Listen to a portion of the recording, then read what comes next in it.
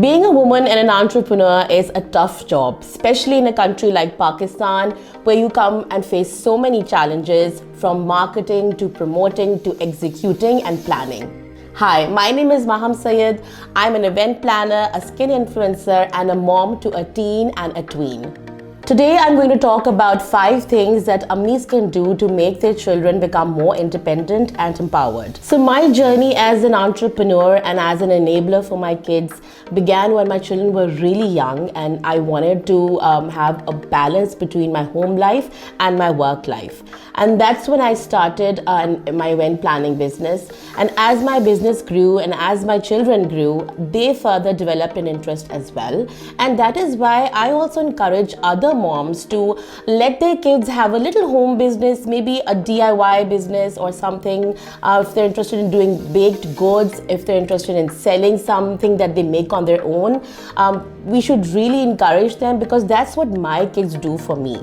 My son, he is my little manager. He has a cute little badge which he wears, and he comes to work with me quite often to client meetings and then of course on the main day. And my daughter, because she's a little artist herself, so she really likes to plan the event. She makes little pictorials, little architecture type uske bane hote hain, and then she really likes to tell me that this is where the flowers should go, this is where the stage should be. And I love the interest that they take. And in fact, when I compare my husband's job, which is probably more tougher than mine, but since they're more involved in my life, in my work, they think that I am doing a job which is more ambitious than that of their fathers. Another thing that I love to do with my children is I let them participate in public speaking in a formal setting.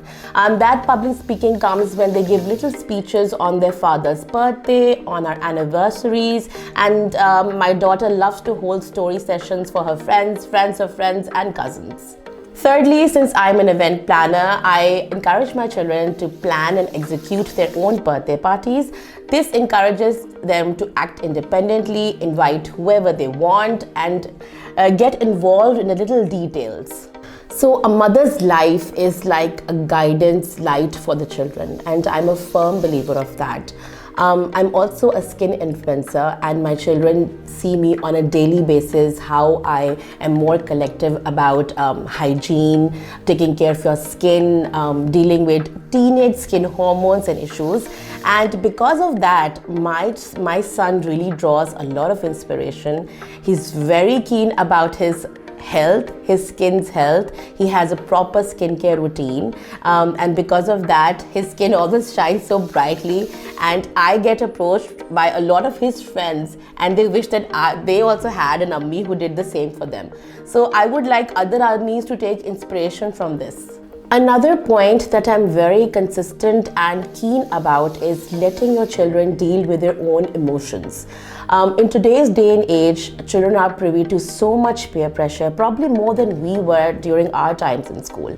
So we need to be able to tell them about conflict management, about how to approach somebody who is probably bullying them, or someone who they don't see eye to eye with. So they can learn that they'll be forced to meet with a lot of people who do not shame the same mindsets as them, and they need to learn how to approach that person in the right manner.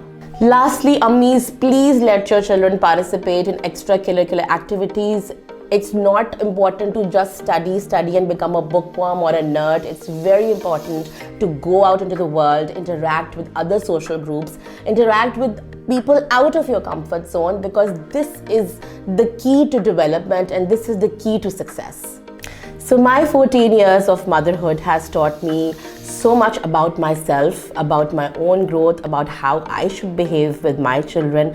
What are the do's and don'ts of reacting to situations with your children? And I hope that through my podcast, you are also able to learn that our kids need our constant guidance. And though they may really wreck our brains, but our moral goal is only to guide them to the right path.